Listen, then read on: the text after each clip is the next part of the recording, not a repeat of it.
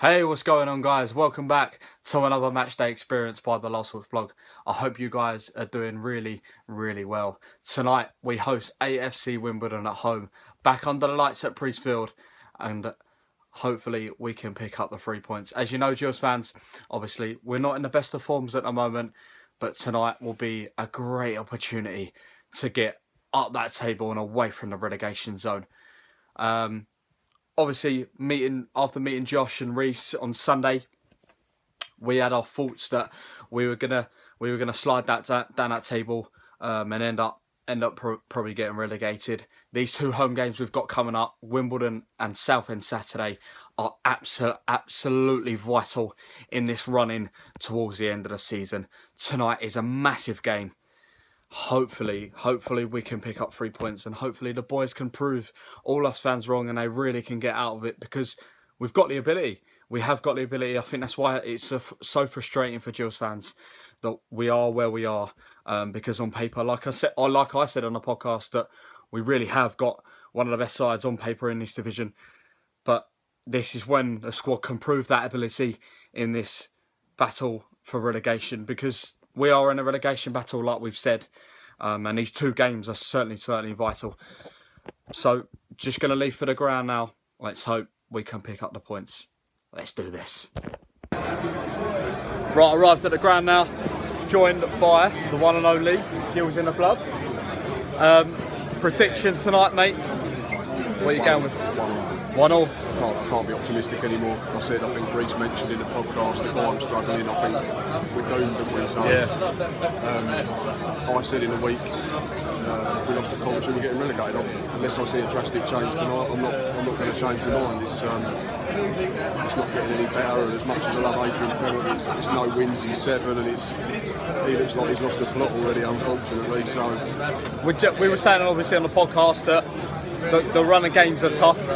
Usually you've seen from previous Gills sides that when they are tough games, we end up performing. Do you think that could be the case at the end of the season? You can only hope. I can't see anything. There's nothing in games at the moment. All right, we drew at Sheffield United and we drew at Bradford, and perhaps we're better away from home against big sides, but the trouble with us at the moment is we play 5 teams that are in and around us, and we're sort of meant to be the side that gets on the front foot. And what I mean is when we have to go and open teams up and they sit back and play on the break like we've done at them games, we can't do it. Whether we play one up top with one in behind, whether we play a diamond, flat 4, don't look good enough, unfortunately. Cody looks lost in a 1, he looks tired, he needs a break. And I think me and Boz mentioned in one of our videos this week, Jet's not scored in 11, Cody ain't scored in 10, Rory's got 1 all season. That's the problem. Matt, what would you go with tonight? If and to be fair, we've obviously seen your videos and I completely agree with what you're saying. If you were the manager in there tonight, because I put a tweet out and I said this is probably one of the biggest games in years. They keep getting bigger now. Adi keeps staying in the office. If you were the manager in that dressing room, what would you be saying to those players?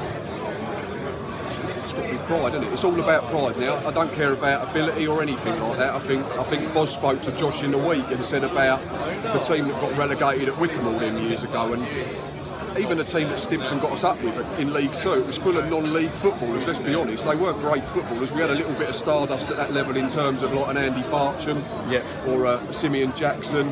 Dare I say it, a Josh Wright come in, who from a higher level at the time, and he'd done really well, and I thought he was class in that game. They all worked fucking hard, didn't they? They all fucking had bollocks and all that.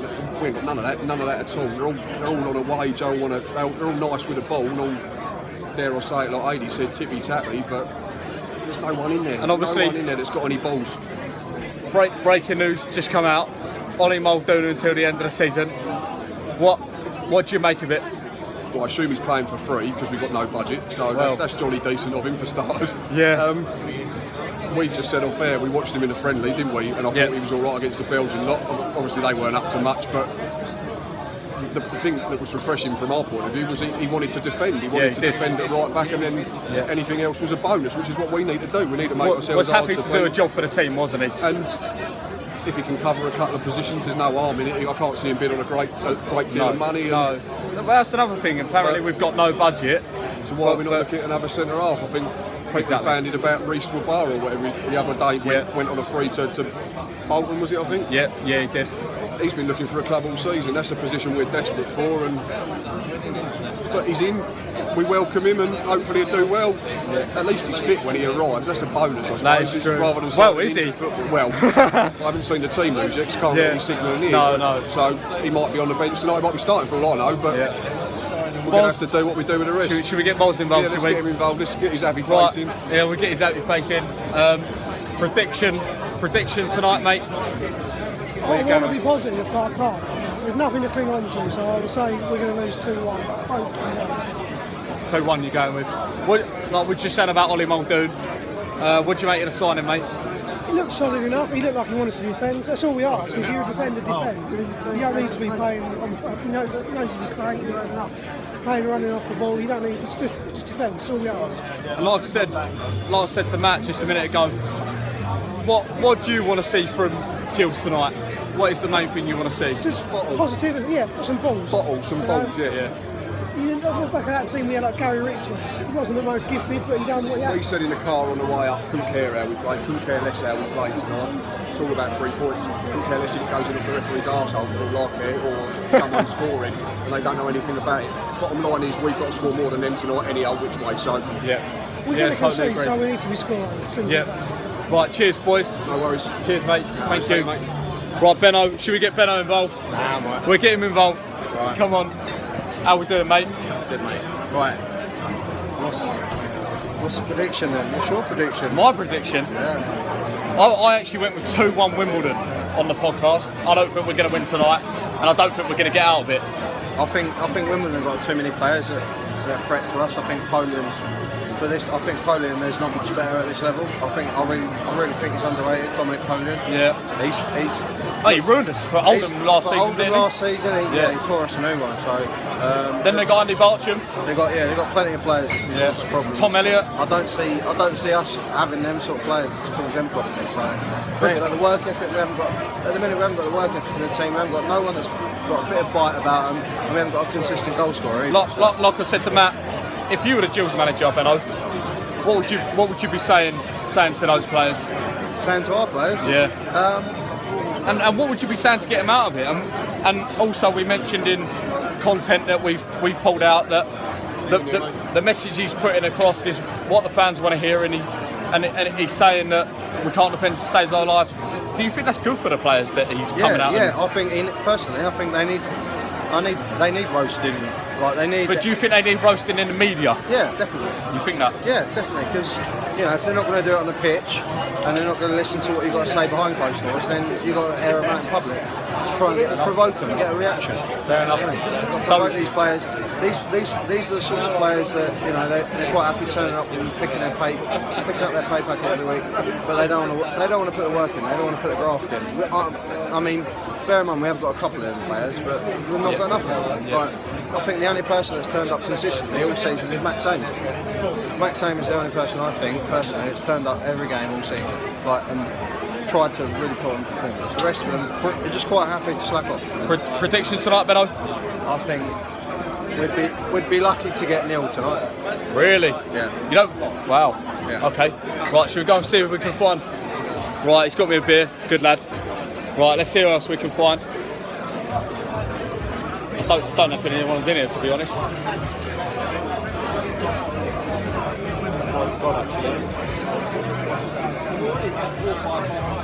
Right, so hopefully we can pick up the 3 points tonight. Let's do this.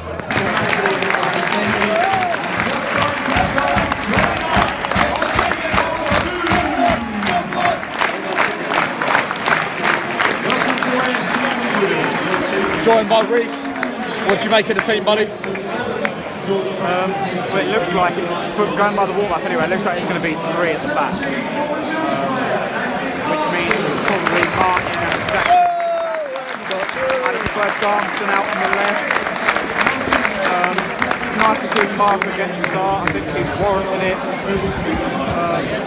But I think we're going to struggle whatever we play, to be honest. I'm still not overly confident, but we'll see how it goes. Prediction tonight? 1-0 Wimbledon. 1-0 Wimbledon. Obviously rumours coming out Well, not rumours, but confirmed now about Ollie Muldoon. What do you make of it? Well, he wanted him, didn't he? So he's finally got the man he wanted. See if we use him much. 'Cause at the moment, it seems like he ain't going to get in the centre of midfield, so maybe he'll start playing right back eventually. We'll have to wait and see. Yeah. Well, I went with my prediction 2-1 Wimbledon. Have to just wait and see what we're. Right. 1-0 AFC Wimbledon here. It's just the same story every single week at Gills. Reece, talk me through the goal, mate. Well, they've had a set piece free kick out on the left. The minute the geezers hit the ball in, you look into the box and see their striker's pulled off the back of Aimer. He's lost him. He's headed it across the goal, and Taylor's had a tap in. 1-0, as easy as that. Not a lot different to Coventry's first goal Saturday. Free header at the back post, free player in the middle of the area to tap it in. It's ridiculous, absolutely pathetic. Reece, Benno, what do you reckon, mate? Slack marking, no one switching on. Easy goal for AFC Wimbledon. They've probably practiced that 100 times in training, but it's easy. It's a diag into the box. It's a knockdown. It's a smash in the back of the net, and he's free. It's free for off the knockdown. He's free for the finish. So no one's won the header. No one's won the first header. No one's picked up the second ball. No one's picked up the man who smashed it in. So it's too easy. It's not good enough, is it? Can't defend. No, totally agree. It's not good enough. Like Reece said, pathetic defending again.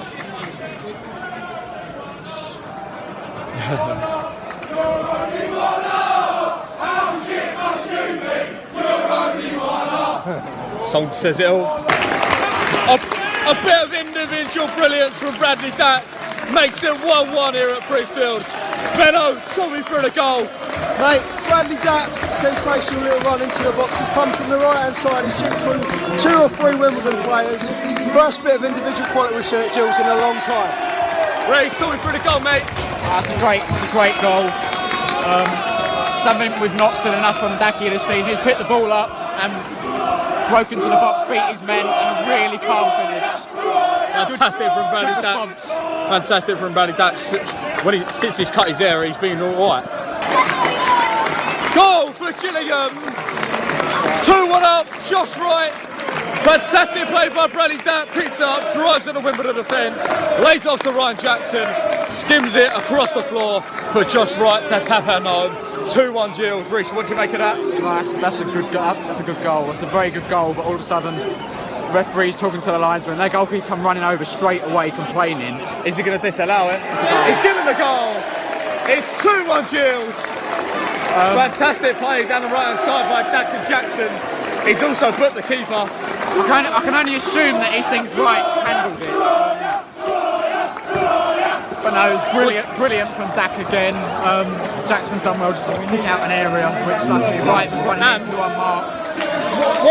What is good is that we've been on, to be fair, we've been on top, apart from the Wimbledon goal. We've made it count with the 2 goals. We scored twice at home in the first half for a very long time this season. Do you think we can hold this out? Well, to be fair, they have had a couple of... Every time they put a cross into our box, they're winning the first ball, so we've got to be careful of that. Long time left in this game yet, that's all I'll say. Benno, what do you make of the goal, mate? Another bit of individual brilliance from Bradley Dack. I think he's run out of defence, slotted Jackson down the right hand side on the byline. Jackson's cut back from the byline, back across the box to the right. He's got to score, and he has. Dack having probably his best game I've seen all season, to be honest. Yeah. Good to see. Home Gills. Right, half time, boys. 2-1 up. 2 goals at home in the first half, which we haven't seen in a long while. What do we make of it? The goal is, for me, it's a carbon copy of the Coventry first one at the weekend. It's a long diagonal. We don't pick up at the far post. We let him head it back into the danger zone, and despite good numbers, they just tap it in. I think Nelson's reaction says it all. He's as bored of it as we are. He's no protection at all. The water bottle took a bit of a hammering, I think. But in fairness, I can't remember us reacting that quick to going behind since probably the early part of last season when we used to do it under Justin Edinburgh. I think there was sort of autumn 2015-16, a couple of times we did it. I think Fleetwood, we went behind, and then I think we scored 4 in about 20 minutes. Obviously, it's not that good yet. No, I thought the reaction was brilliant. I think Dacky's been very good. think he's been involved in everything we've done correctly in an attacking sense. For me, I think our best player's been Mark Byrne. I think he's been very good in there. I don't think he's missed a lot. He's picked up second balls, he's worked hard, he's put himself about. We look shaky at the back, but that's never going to change, is it? So, No. I don't know, we might win about 8-7. Reece? No, I'd go along with that. I think going forward, I think we've looked right. Dak's probably one of his best games of the season, to be fair.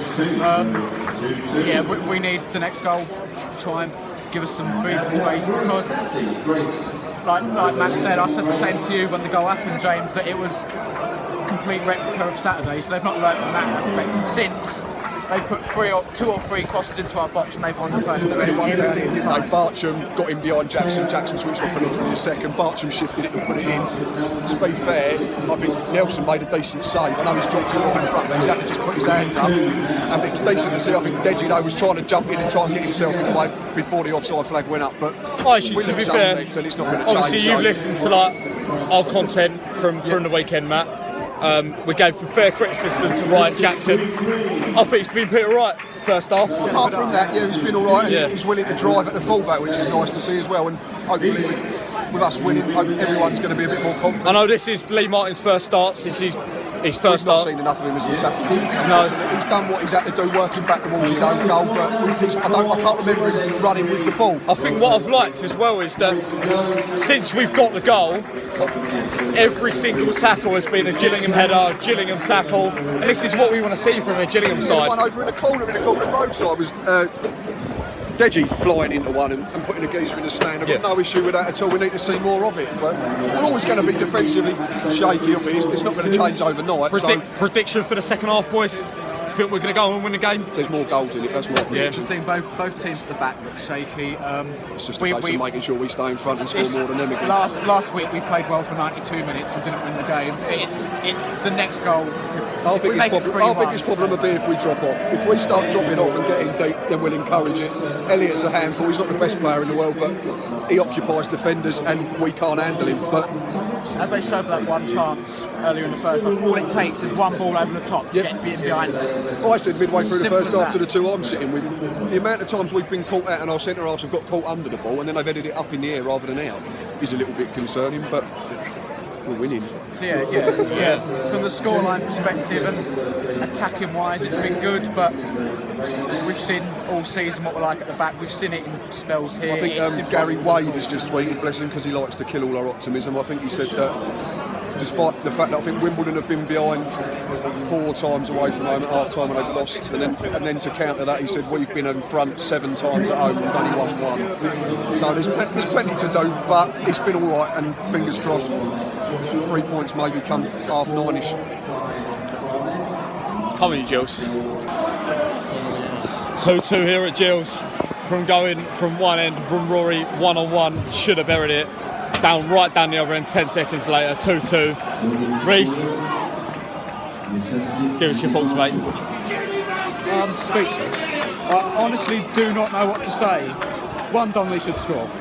He's clean through 1-on-1. It's straight to the goalkeeper. But then they've got the ball from their 6-yard box into the back of our net in less than 10 seconds.